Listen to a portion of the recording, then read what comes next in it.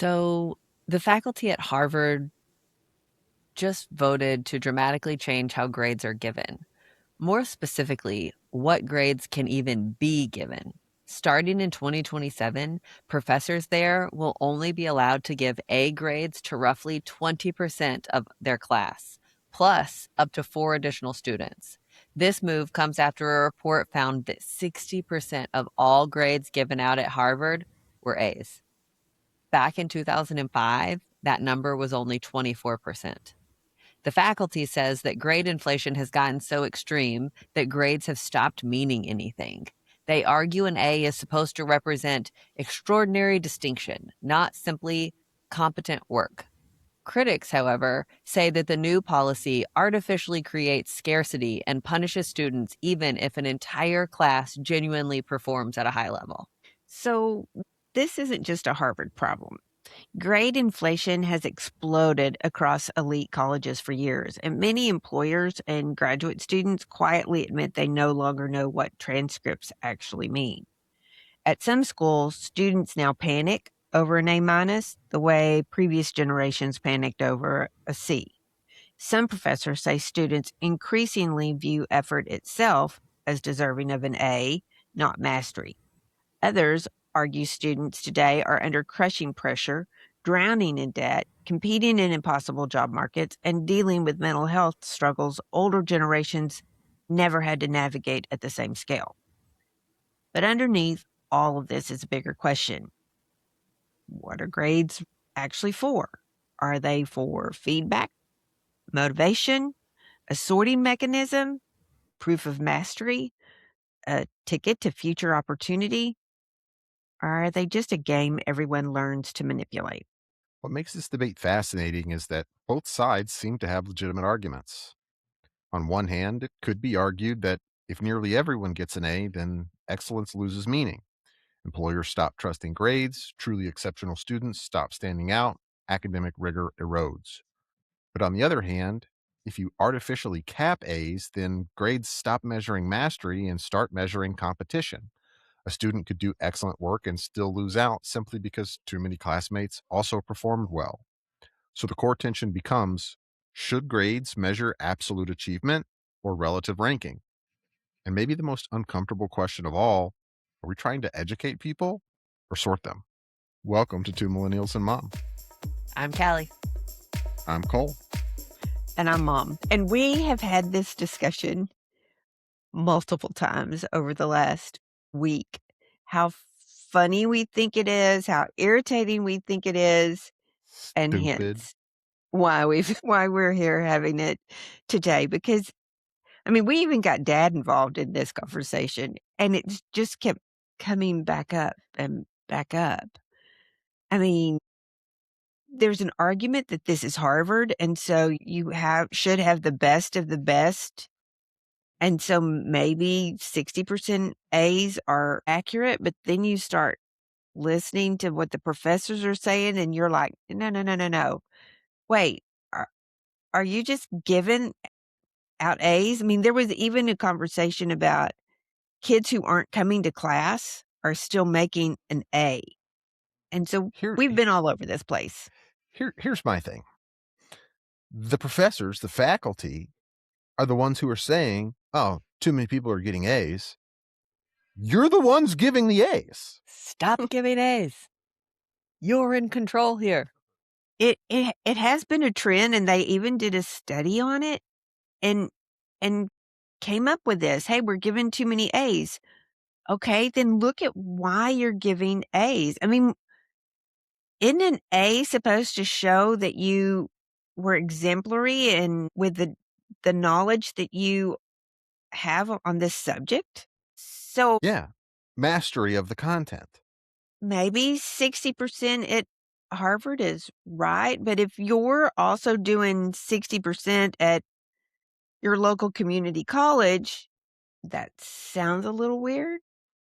I also think that this is just a classic case of the whole we're treating the symptom, not the cause. Yes. And so that's the part that just irritates me so badly. I'm like, guys, instead of putting a cap on this, because I think that there is an argument to be made that says, hey, if you do a great job, you deserve to score well. But just to put a cap on it and say, well, if you did a great job, you don't get to score well because we already scored other people. Like, how does that work? Are you just Yeah. going to say, oh, well, I graded the first X number of papers and gave them A's, so everybody else gets a subpar grade, no matter the level of work? Like, Or do you have to rank? You have to grade all of them simultaneously so that you can rank them to know which 20% gets the A. I mean, really, that's gonna make it a lot harder to grade because you are, Cole, you're gonna have to put everything in a ranking system and say, "Okay, well," and how are you gonna do that? I mean, this how does that is take it their from like an job. objective? Sure, it's a part of their job, sure. But to me, the more important job than grading, and I guess grading is an important part of this broader idea, their job is to teach people. Yes. Their job is to instill that mastery.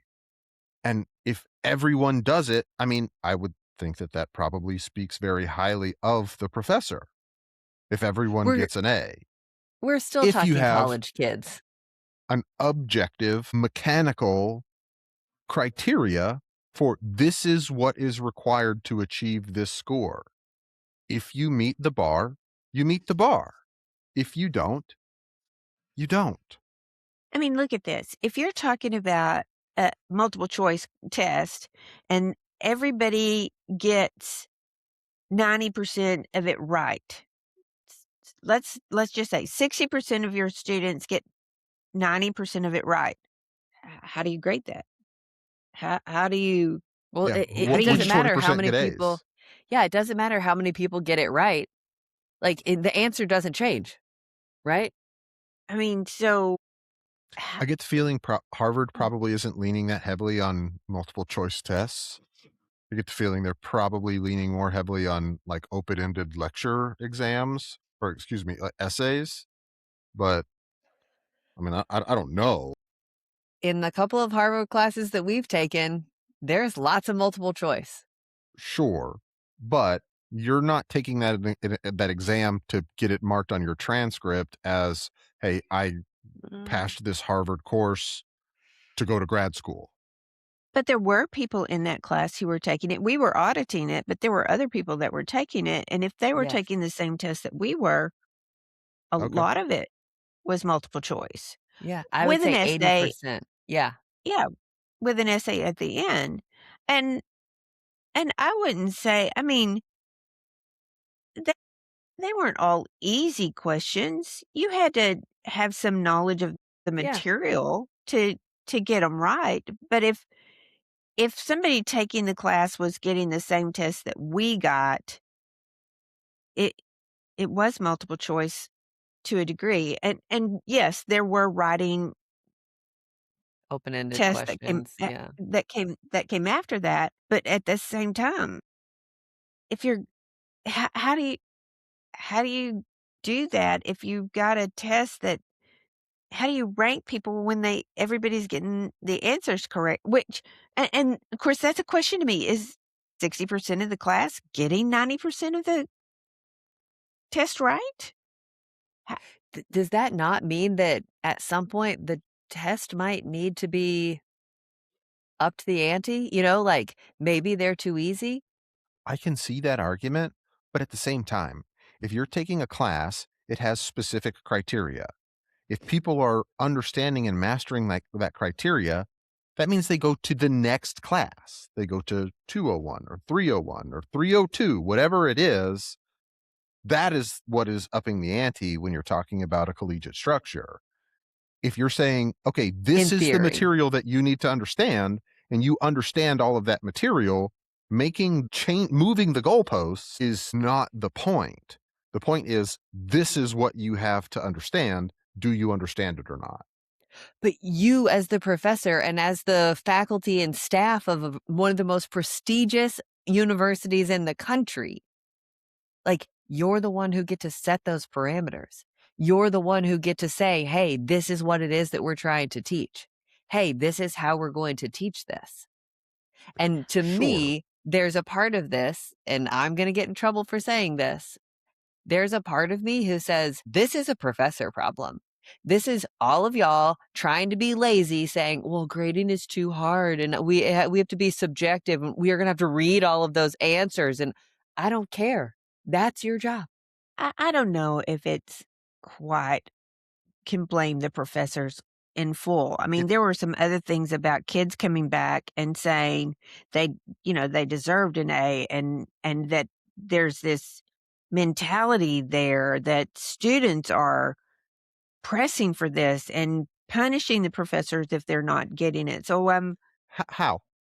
How is a oh, student punishing a professor? I think Are they there's leaving lots of him a ways that bad Yelp review? Who cares? But no. I think that that's important. Are they trying to, as professors, are they trying to avoid complaints, especially in today's day and Mhm. age? Like everything, well, my teacher was mean to me and now they have to resign. I mean, the court of public opinion via the internet is a treacherous place. And so are they trying to avoid getting complaints against them? Are they trying to teach, I think it's a educate great students? question. I really do think it's a great question, and I think it's got a lot of facets to it that you need to Have to look be at. taken But into just coming consideration. back and saying, "Oh, we're gonna stop giving we're only gonna give 20% of A's." I want you to give That's the A's that are deserved. yes, I do too. And but that's the problem with putting a quota, putting a cap on it to say, Yes. well, only 20. What if more than 20% did the work that deserves an A? That's the Yeah, problem. yeah. Okay, Because I here's the have thing. to What if I got an 89 and you got a 90, but the professor likes me more? What if I mm, bring him donuts? That's the part that I feel like this is your job as a teacher to set all of that aside. Cole brought donuts, but he didn't do a I great agree. job. I agree. seriously? And that's why this is completely counterproductive to what Yes. an A, B, C, D, or F grade is supposed to represent. Right. Yeah. Did you get it right or not? Do you understand the material or not? And look, here's the thing. If you want to reward people, if you can get an A minus, why can't you get an A plus? Okay, here's my analogy. It's my turn to do an analogy. Let's hear it. If you wanna bake chocolate chip cookies, you can make just normal chocolate chip cookies, or you can do Toll House cookies, and they're a little bit better, or you can do some really gourmet ones, and they're even better. It's all a chocolate chip cookie, but there's more to each level of that that needs to be rewarded in the process of doing that. And that's how I think about these essays that we're talking about and giving showing that you have received the knowledge. I can regurgitate the facts, but maybe what that professor needs to be looking for is more of, is there more gourmet knowledge here than the average Joe? And if we're not looking at that and we're giving everybody the same A, that's that's a professor problem, Cal. Do you have an understanding of the topic at hand? Can you sit here, whether I agree with your opinion on it or not, can you sit here and defend your position flawlessly? And Yeah. again, it doesn't matter if I, the professor, agree with your opinion. It has to do with your understanding of the topic at hand and how you go about explaining and expressing that, how you go about working through all of the different points of it. I remember especially in high school, show your work, especially in math classes and things like that. Like just because you got the right answer is irrelevant. I want to see your thinking. I want to know how you got there. And math is less subjective, right? One plus one is still two, always, every time. So I get that it's more subjective in these instances, but at the same time, I feel like that's the professor's job to say, hey, you really have a good grasp of what it is that you're trying to convey, and you've done a really, really smooth job of conveying your thoughts. Yeah. If you And wanna sit here and make a case for why you think the world is flat and you can do that successfully, it doesn't make the world flat. But again, did you meet the criteria? Did you Yeah, meet the standard to achieve this rank? Do you understand the content well enough? And did you convey that you understand it well enough? right. so Period. is And that here's the thing, if you've got a really good professor and he goes and he spends one-on-one time and he has more office hours than everybody else, and all of his students meet that standard, I Mhm. don't see why they shouldn't all get Great, A's. great.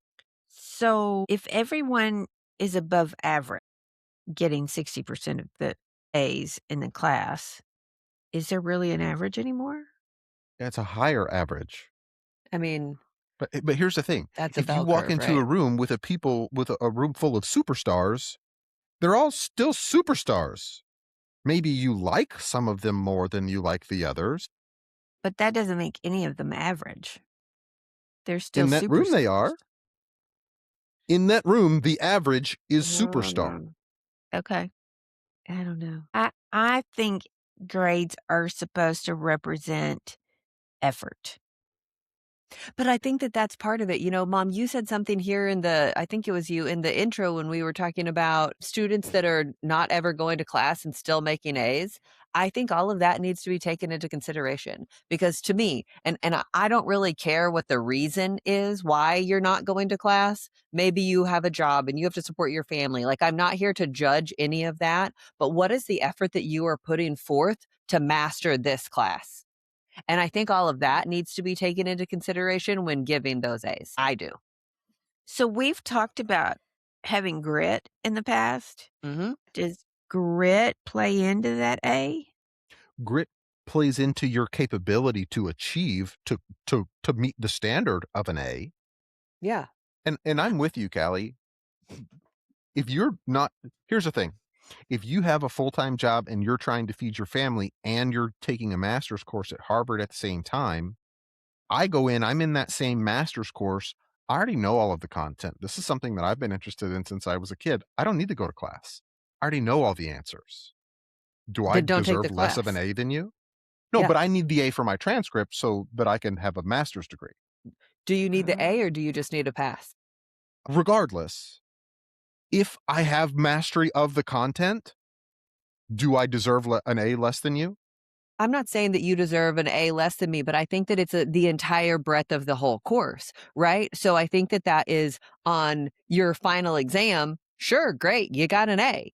But on all of Yeah. these little tiny assignments up until then that you blew off because you already knew the content, you're Maybe shit I out of did luck, do the buddy. assignments though. I just didn't show up to class. Then don't take the class. Why? Again, I need the class. I need it for the No, degree that I'm going towards. no, you want that. You don't need it. You No, want there that. are literally specific classes that you have to get your degree for certain degrees. Right. He might be right. But you can test out of all of that That's true. At You could Harvard? clip out. at Sure. anywhere. Yeah, absolutely. That's why you've got 13-year-old Sure. kids at Harvard. They tested Getting out A's. of 7th and 4th and ninth grades. Yes, absolutely. Which brings into question, is that 13-year-old getting an A the same as that 20-year-old with the same amount of effort? And what happens to that 13-year-old if they're not? Do you guys remember did either of you listen to the Smart Girl Dumb Questions podcast with the 13-year-old? I think he's 13. I'm pretty sure he's 13. Kid going to Harvard. No. He is brilliant. Absolutely brilliant. But there are skills that he does not have, Yeah. Sure. and it 'Cause he's shows 13. because he's 13. And so that's kind of my whole point in all of this. He can sit here and master the subject, but he can't talk to you about it because he doesn't have any kind of interpersonal skills that Mhm. give him the opportunity to say, "This is why I believe that. This is why I think that you need to be challenged on this. This is the Yeah. part that you're missing." And that's my whole point with all of this. I am not sitting here trying to say that he is not smart. He is brilliant. But in that interview, and I'll link it in the show notes, but in that interview, there are multiple times where him and the host stumble over each other, her kind of calling him out for kind of being a dick. And he's not doing it intentionally. He just doesn't have the skills to get a hard time. Yeah. She says, he's talking about some kind of math, some kind of specific math. And she's like, oh, so now you're going to give me a hard time because I don't know how to do this and this and this kind of math. And he's like, well, yeah. And it wasn't that he was wrong. It was that he didn't know how to translate any of that to be relevant to the conversation. And at the end Yeah. of the day, it made him look kind of like an asshole. You got a 13-year-old asshole over here going, well, this is what the answer is, and you don't know how to do transgressional math or whatever it was. I mean, so again, that's where I'm going back to taking the entire breadth of it all and saying, hey, you may have a mastery of this piece of it, but if you can't convey and show your work and explain why you're right and I'm wrong, do you really have a mastery? I think that's a valid point. Yeah. Yeah. I just found this subject just amazing because it just seemed silly to come back and go, oh, we're going to cap A's. Uh, Again, uh, treating the it's subject, not the cause.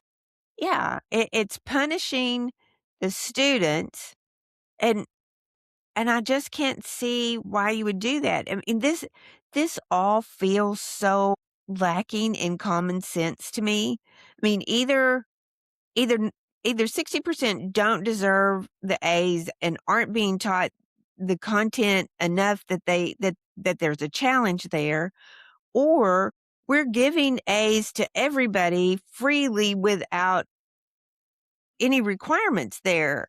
And so it just seems, wait a minute, where's the common sense to get back to this to say, okay, treat those things, either teach a better class or really figure out who deserves the A and who doesn't deserve the A. I mean, Again, I think that misses part of the point, though. What if everyone deserves an A? And I agree with you. If everyone deserves the A, then they should get it. But the question that I have there is that a lack of teaching criteria? Because I'm just afraid that if 60% of you deserve an A, then have you been stretched enough on the subject to I mean, Is that the student's fault?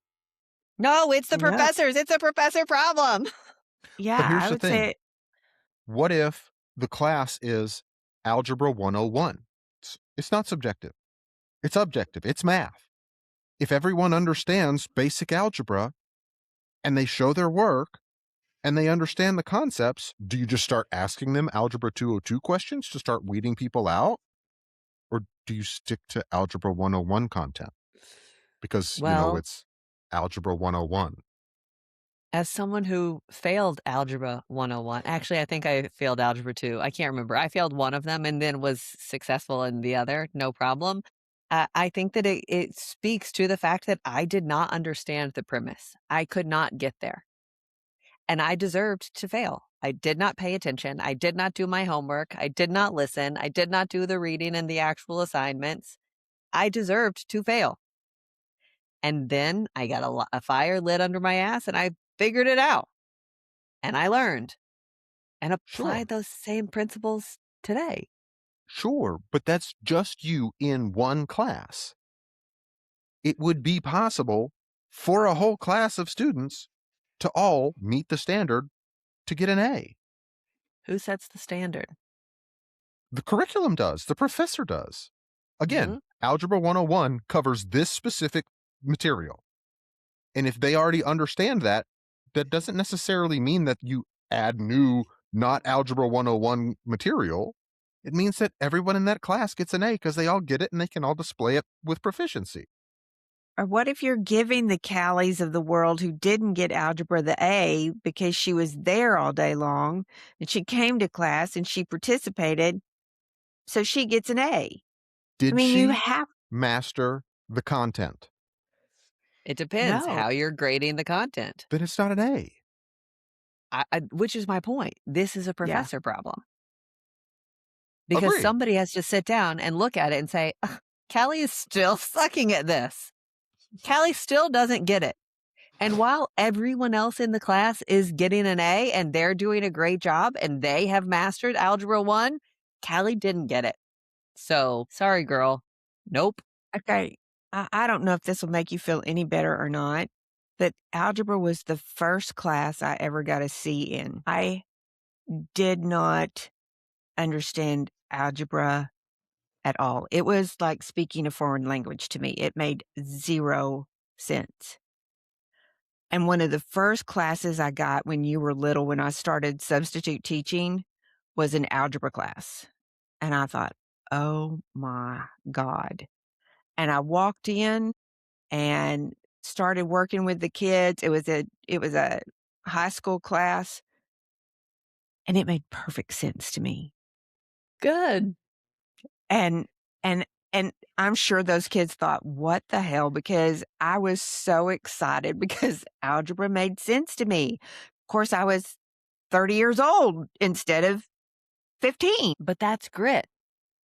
You had to work for that. You had to be embarrassed. You had to get back up and say, "Oh, shoot, I am absolutely terrified of doing this right now. Oh my gosh, I get it." I don't know if it was grit, Callie, or if it was just exposure, Okay. and all of a sudden it made sense, A fully where it had developed never made sense brain. before. Do what? A fully developed brain. Yeah. I'm pretty So sure I had a very love-hate relationship with my Algebra 2 teacher because that was my first block class every morning, and I slept through it every single time, and then I would get to the quizzes and to the exams, and I wouldn't show my work, and I'd get all the answers right, and she would say, "You didn't show your work," and I'd say, "I don't need to. This plus this equals this plus this equals this. You multiply those together, here's the answer. I can do it in my head. I don't need to show my work. I got it." yeah. You were very ornery about showing your work when you were How do you show your work on something like that just makes sense? Like to get there's an no A. need for me You to add show this my plus work. Like this, this is and a then you add waste. this plus this, and then you multiply this to get this. That's how you show your work. You just said Yeah. it. You just didn't Yeah. write it I down. understand, but Yeah. the need to do that in my head as an undeveloped 16, 17-year-old kid was a massive waste of effort. I don't need this. Why am I wasting time doing it? That So, is the if you were at curriculum. Harvard doing that I would and fail because I did not we meet the standard. And only Perfect. I do just barely passed algebra because I you showed got her all that I the Absolutely didn't need agree. to show my work. my point is if you got all of the answers right, but you didn't show your work, so you're not in the 20% because you didn't show your work, but you got all the answers right, you know the material, It goes back but to you what can't Callie have was an saying A earlier. because of I the could not 20%. display, I could not convey my mastery of the material, regardless of my mastery of it. And Yeah. it's not Yeah, that I could not; it's that I refused to. Yeah. you did. And I You didn't get Stubbornness an will A in cause you that to class fail because I too. Yeah. didn't deserve one because Yeah. I did not meet the standard. Yes. That I wholeheartedly agree with. Do you think that we don't respect other grades anymore? What do you You mean? know, like we can only have A's? Well, I mean, an A is the best, but there were lots of If you times ain't where I was first, you're real happy to last. get a C. I was high when I said that, Ricky. Mom, you're not supposed to laugh that much at that one. It was funny. It was funny. I I just mean, I I don't think my generation had this intensity about grades. I would And agree. I don't think either one of you had intensity about grades. Especially not at the time. No. And Do you think that and has I to would say do this as a mom who's raised 2 kids. I don't think your education is all about the grades. your education is about the exposure and the experience. So I don't know that the grades, they're not the tell-all. Sure, but you also have to recognize there's a big difference between two teenagers making it through high school and someone attending Harvard, one of the most prestigious universities on the face of the planet. Those are not equivalent. Okay, Yeah, I get that. let's I don't disagree with you. I don't disagree with you. But I do think that we have to take into consideration the pressure, I'll call it, that is being put upon not only students, but also faculty and staff at especially prestigious colleges, for universities, for legacies by parents. I mean, here just a few years ago, you had the whole scandal about all of these various parents who were paying to get their kids into their alma mater, into these elite prestigious college and universities. And there were plenty of students, A, who didn't know about it, that their parents had done it, and B, who then came out and said, I did not deserve this. I should not be here. And while I admire the lack of nepotism, if you will, I do not think that that is every single person that is enrolled at Harvard today, for the record. I don't think every single person at Harvard, Sure. their parents bought their way in. I'm very sure that several of them worked their tails off to get in there and absolutely deserve that. That's not at all what I'm saying here. But I do think that we have to take into consideration that the people who work their tails off, that isn't everyone. And I'm not sitting here saying that's a minority or a majority. I'm just saying that isn't everyone. Yeah, And So, I get so that. to kind of roll from that, what happens when the parents start bribing the professors? And is it now just the 20% of the wealthiest students right. get A's? Yes, exactly. And that's where I go back to that question earlier. Are these professors teaching to the point of mastery? Are they teaching to the point of avoiding drama, of avoiding complaints, of avoiding angry moms coming after them with pitchforks and social media? I started to say social media could eat you alive as a professor. I mean, look Yeah. at all of the ones who got fired or got in trouble over saying something about Charlie Kirk or about Palestinians or about Jews. I mean, it's a it's a rough world out there, especially with when you're dealing with people who live their lives on social media and know all the ways to handle it. That's a tough deal. Yeah, And I don't absolutely. know how you prevent that because it's so much of part of our society.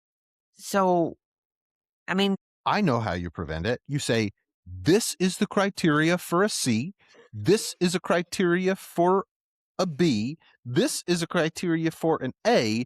If you meet the standard, that is the grade you are given. If you don't like it, tough. You want to shout at me on Facebook? Shout at me on Facebook. I don't check it. But that's the thing, Cole. It doesn't stop with I don't check it. It stops where the dollar stops. Well, so yeah, now so and so's Why? parents are pissed off because of money. They're not going to give this big, huge donation to X school because they're pissed off that we failed little Timmy. That We because little shouldn't be Timmy's running our sleeping in institutions class. that way, anyways. I don't disagree, but it doesn't I change the agree fact with that that's you. how it is happening. You can see that over and that Mhm. is a systemic problem that is running rampant long far and wide beyond colleges and Education. universities. Yeah, Yes. And I am not at all saying that we don't need to address that. We do. But I think that, Cole, you're always on the side of, well, that's not human nature. So as much as that sounds like it should make sense in theory, that's not reality. You're right. We should not be sitting here giving kids grades based on parents being mad or giving donations, but they are, and it's happening. And I yeah. don't know a way that we could Fire do them. that.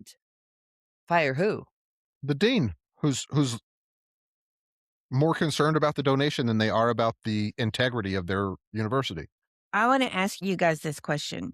You've both mentioned that Harvard is an elite school, that it's the one of the most prestigious. Do you think that their caliber of student is just higher and therefore deserves more A's? In theory, it should be. I guess I struggle with that in that I think that if you put 10 people into a room 10 random people, 10 economics professors, 10 Or Nobel Peace 10 Prize 10 winners. Harvard graduates. let let's say 10 people, just 10 people. You have to def you can't just say 10 people. You have to give us more because Okay, it's okay, different depending on who those 10 people are. okay. Yeah, You're gonna take 10 valedictorians, put them in the same room. Are you gonna tell me that all of them are the same level? Maybe. No. They could be. at every topic across the board, no, they won't be. Some will be better at this and shine more at that and dull out here. Well, Yeah. what if I take 5 valedictorians from 5A high schools and 5 valedictorians from 1A high schools? Are they all going to be on the same level? Probably not.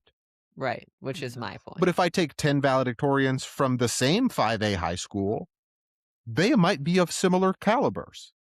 I'm sitting here thinking of the top couple of people in my class when I graduated high school, all the same, and they all had totally and completely different skill sets, different Yeah. knowledge bases, and they could sit here and one of them's gonna whoop up on you on this and be way smarter than you on this, and the next one's going to be way smarter than that one on the Sure, next but if they subject. all take Algebra 1, do you think they're all gonna get A's?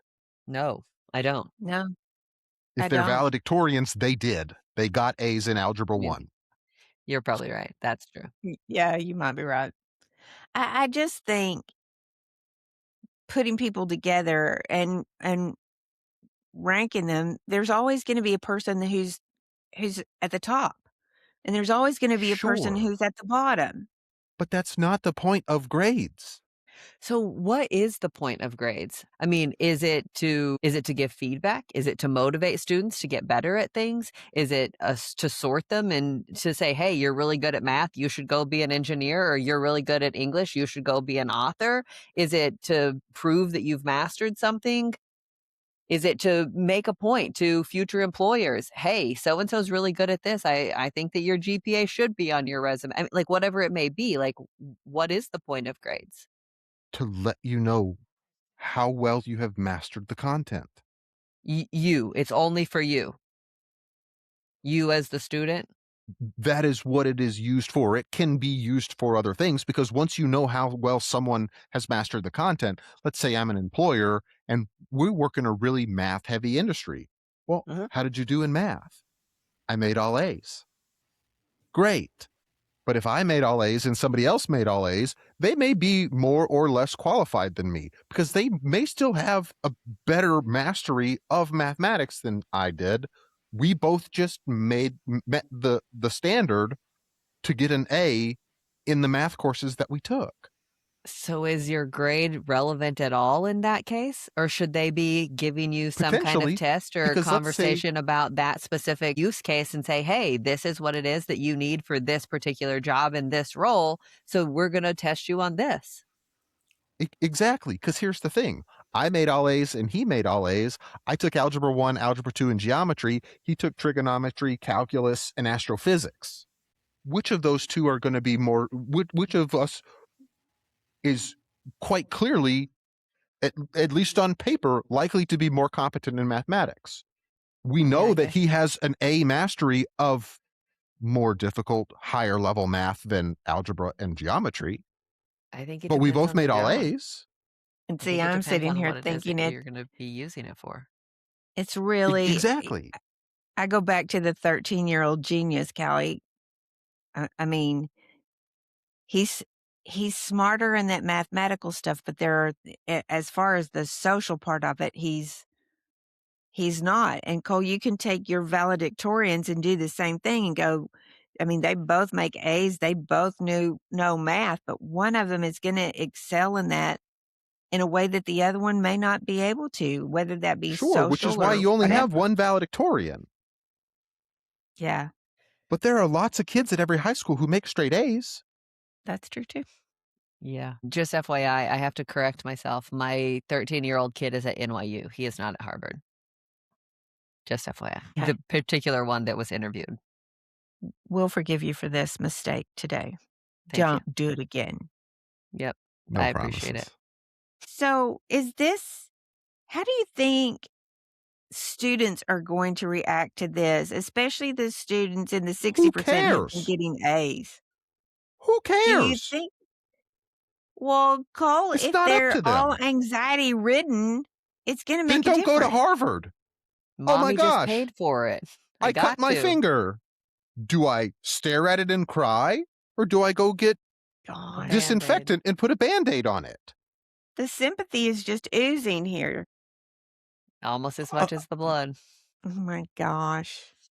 I mean, it's I don't care about Okay. your feelings. We I know. think the coursework at Harvard should be more difficult, consuming more than the the coursework that you're gonna get at your local How many different because you courses are are paying there for at it, Cal. Harvard? Hmm? How many courses are there at Harvard? Hundreds. I don't know. Hundreds? Sure, Thousands? maybe.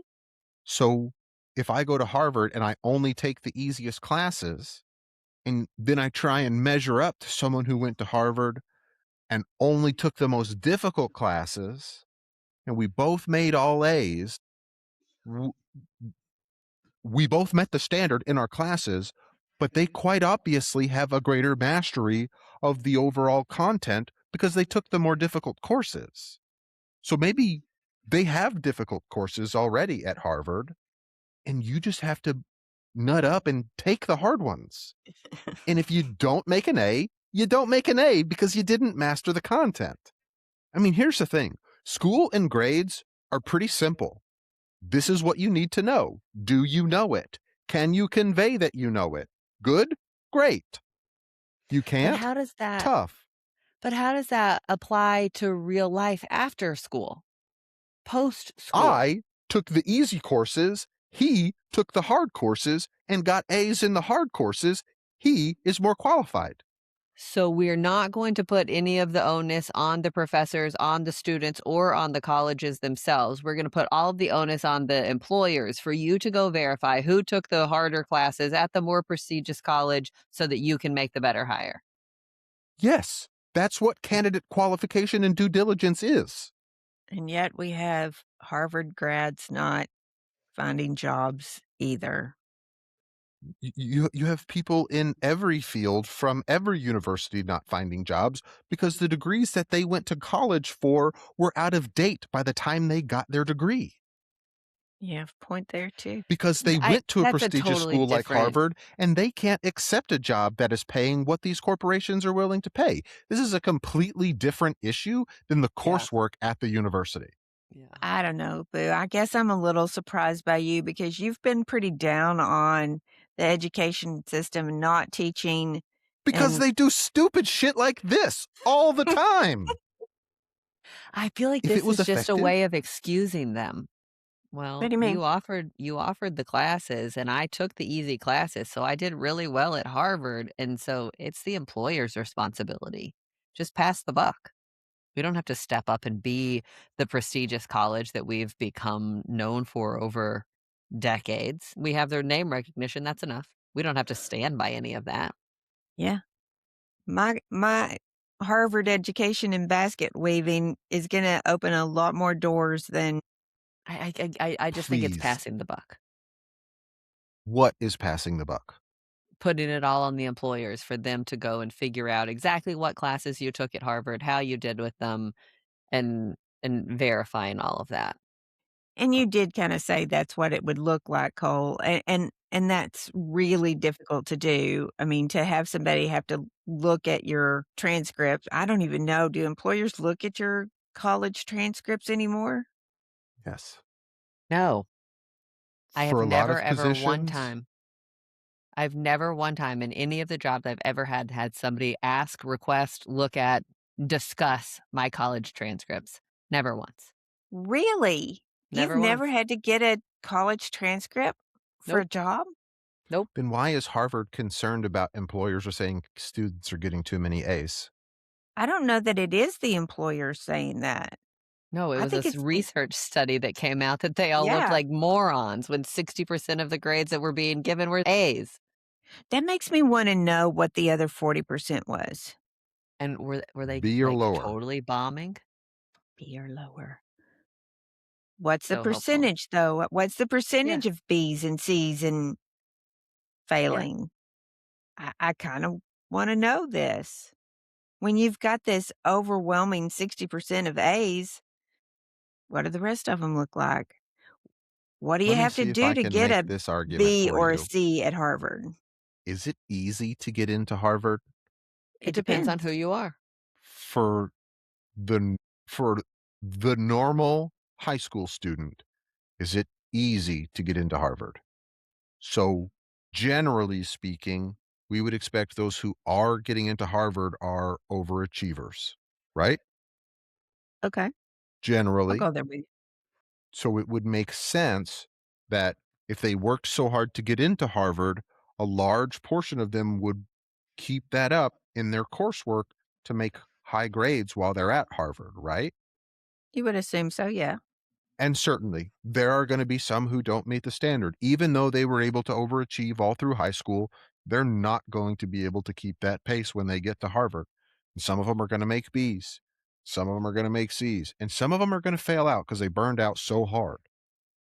But to me, it's pretty reasonable that a large portion, maybe even a majority of these overachievers are able to maintain that pace and get A's. So would you feel differently if this was, say, University of North Texas and they were given 60% of As? I think it's a different look. Yes. Do I think it's possible for 60% of students at UNT to get an A? Yeah, I do. It depends on the courses that they're teaching and the students that they're accepting. Do I think it would be likely for 60% of the students at UNT to get A's? No. Do I think it's possible? Yeah. But it would be different for you if 60% of the students at UNT got As than if 60 because you think the caliber of student is different. Most likely, yes. Hmm. 'Kay. I'm sitting here looking at both the early acceptance rates as well as the regular decision applications that are accepted at Harvard, and the percentage of people who are accepted varies wildly. Like from 2000, like in 2018, Harvard had, let me tell you this one first. In 2019, Harvard had a regular decision acceptance rate of 3.23% of all applicants. So of the 31,386 people that applied for acceptance at Harvard, they accepted 1,000 of them. The year before, in 2018, they had 17,000 people apply, 17,618, and their acceptance rate was 9.94%, 3 So times more than the year after. What was the change? No idea. meeting the bar. And then in I'm sure that wasn't 2017, it. That's what you would hope it would be, but it's how many seats they needed to fill. Just to have juxtaposition, you wanna know what the acceptance rate at UNT is? yes. What would you guess? I don't wanna guess. I'll feel like an asshole. 72%. The early acceptance rate at Harvard is much higher. Wonder what the Those same difference years between were like early 30%. acceptance. Wild, Mhm. wild. I don't know.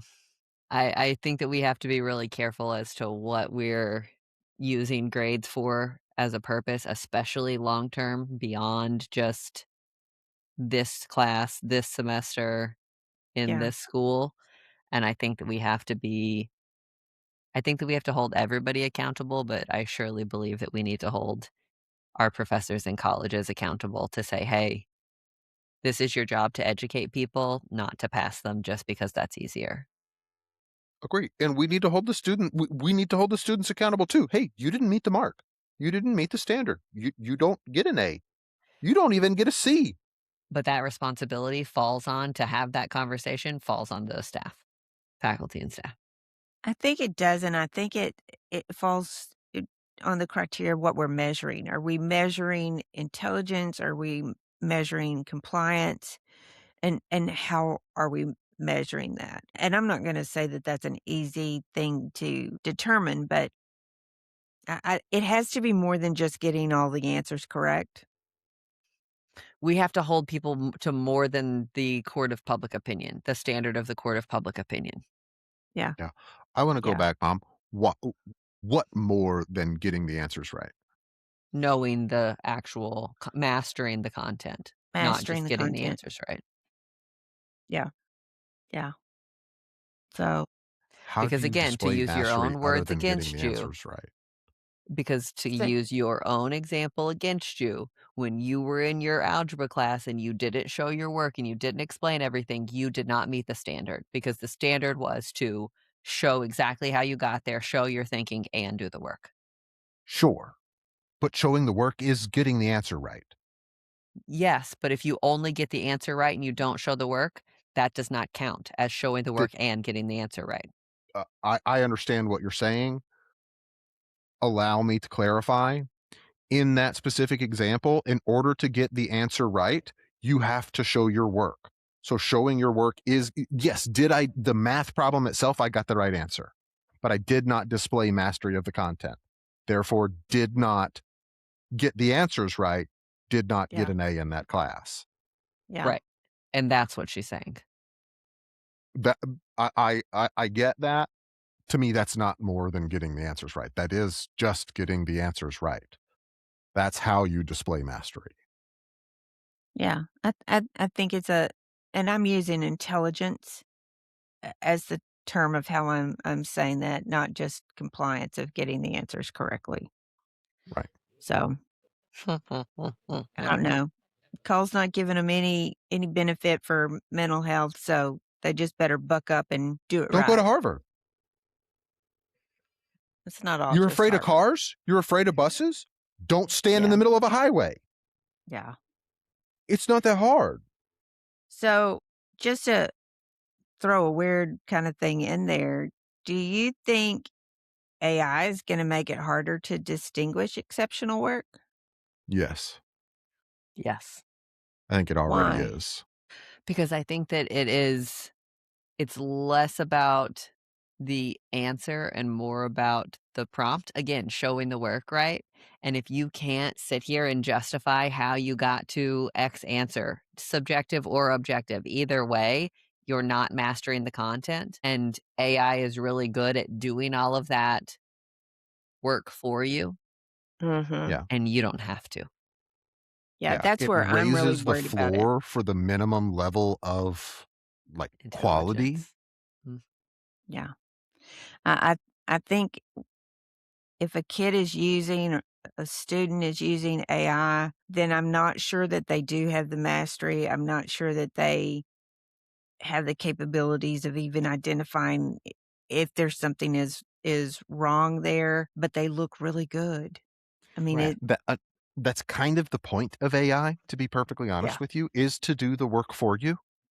And I mhm, understand, like, hey, because I have this tool, I don't need to understand this because it understands it for me, which is scary. And it's not just that it raises the floor, because in a lot of cases, if you raise the floor, that also raises the ceiling.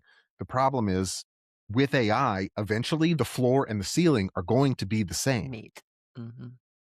I agree. do you think that's gonna change the way that we test students? I think schools will go away. Ooh. What do I have to go to school for? And I think that we're seeing that happen right now anyway. I have this chip in my brain that tells me everything I need to know.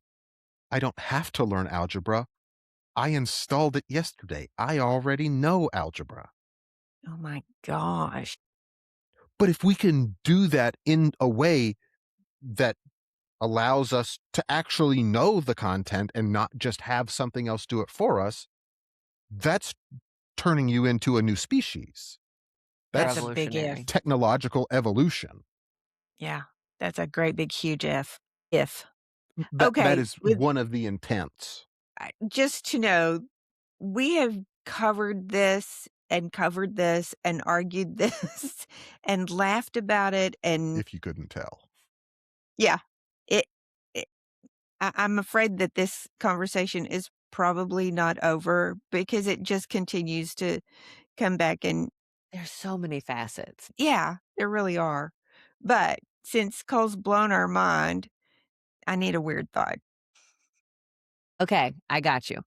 So we as much as even the best of us have been living under rocks, we are all well aware that home prices have been ballooning and interest rates are painful, and there's all of this chatter about young people can't afford houses anymore. But Gen Z is actually buying homes at a slightly higher rate than millennials were at the same age. And they're It was all doing that it in avocado toast gig. I know, screwed us, but it was delicious. So, the interesting thing is they're doing it in these really unsexy ways. They are living with their parents longer or with roommates longer. They're skipping expensive cities or avocado toast, buying smaller starter homes, which I'm really curious where they're finding these. But the lesson, like the actual answer is all of these cities that are much cheaper, or maybe not Yeah. even cities, in these much more rural areas. So they're buying all of these smaller starter homes, moving to cheaper areas, and delaying gratification. And in some cases, they're avoiding college debt altogether, a la Harvard, and working remotely to make these things happen, to make these sacrifices worthwhile. Meanwhile, millennials kind of got sold a different dream. We were told that you need to go to college, you need to follow your passion, move out of your parents' house, build a whole life, hustle hard. And then we got smacked with the Great Recession, with all of this student debt, with the housing crisis and exploding rent prices. And the housing market kind of just ran away from us. So my weird thought is, did millennials actually become the cautionary tale that Gen Z learned from? Did they actually look at all of us and say, "Oh, not doing that," and make different decisions based on what they saw happening to us? Were millennials uniquely screwed by timing, or did we prioritize experiences, avocado toast, and independence in ways that Gen Z simply isn't willing to? Or is Gen Z more financially responsible, or are they more financially scared? And so they're willing to live out in the boondocks without a community in smaller houses because that's what they can afford. That's such a fascinating question of and when you were talking about it, I was thinking, you've said multiple times that millennials looked at my generation and said, "We're not doing it that way." So is that what's happened now? Yeah. They looked at you and thought, "We're not doing it that way?" I don't I think know. that's definitely a part of it. Yeah, I So, think it is. millennials in general, not everyone, but the millennial generation in general, one has a little bit of a hero complex, I think. But we think we are the main character. We're not? Who's gonna tell us we're not? Exactly. And we never shut up about it. My god, we're like the vegetarian generation. Yes, exactly. And God, so that's so we say, obnoxious. "My gosh, the world has done us so dirty." And Gen Z says, "Yeah, the world did kind of do you dirty. Maybe I'm not the main character, but I still want to be comfortable. So I'm going to do these things that are a little bit uncomfortable for a little while. And I don't need the mansion in Hollywood. I don't need the flat in New York. I'm totally fine with the two-bedroom in Nebraska." Cleveland. Yeah. I mean, Oh, even wow. that. I mean, if you take a look at the top 10 largest cities by population in the United States, it's less than a tenth. That's true. 25 million across the 10 largest cities in the United States. We've Yeah. got 340 million in population. So if you try and start concentrating people in these little bitty tiny areas, yeah, rent is going to go through the roof. Maybe I don't need to go to New York. Maybe I don't need Supply to and live in demand. Chicago, especially since I have the internet. And I think you also have the power of COVID and the pandemic that behind us where it said, "Hey, remote work is totally doable." This is an option Yep. that we never thought was on the table before. And here's the thing, Yeah, you can find meaningful work not working remote in rural areas, in yeah, suburban areas. We need yeah. people to work at McDonald's. We need people to work at barbershops. We need people at laundromats. We need plumbers. We need HVAC people. We need carpenters. We need steel workers. We need all of those things. You don't have to be the attorney. You don't have to be the Wall Street broker. You don't have to be a doctor. You can make a comfortable wage working in the trades. You can make a comfortable wage working in a corporate office, not having to be the main character. And when you're not the main character, you don't have to be devastated by it.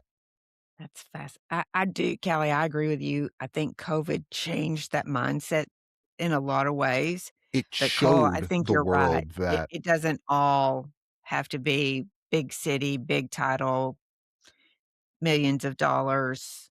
Maybe you find what you really want, and that's another podcast, find what you really want to have and how you can get it.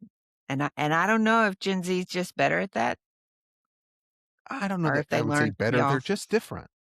I think that they are, and I think that they have allowed home ownership specifically to stop being a financial milestone and start being more of a personality test.